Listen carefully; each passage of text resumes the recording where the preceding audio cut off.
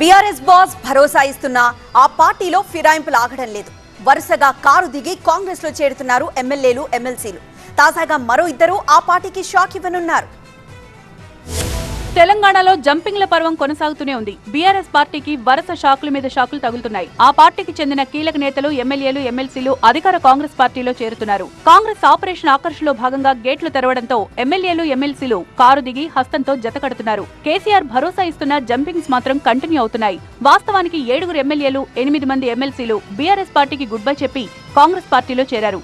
ఇదే దారిలో మరికొందరు బీఆర్ఎస్ ఎమ్మెల్యేలు, ఎమ్మెల్సీలు నడుస్తున్నారు. దీంతో పార్టీ నుంచి వెళ్లిపోయేవారి సంఖ్య రోజురోజుకు పెరిగిపోతూనే ఉంది. తాజాగా బీఆర్ఎస్ కి ఎమ్మెల్సీ చల్లా వెంకట్రామిరెడ్డి షాక్ ఇచ్చారు. కాంగ్రెస్ లో చేరేందుకు రెడీ అవుతున్నారు. ఈ క్రమంలో వెంకట్రామిరెడ్డి సీఎం రేవంత్ రెడ్డితో ఆయన నివాసంలో భేటీ అయ్యారు. అయితే ఉమ్మడి మహబూబ్ నగర్ జిల్లాలో మొత్తం 14 అసెంబ్లీ స్థానాలకు గాను 12 స్థానాలు కాంగ్రెస్ కైవసం చేసుకుంది.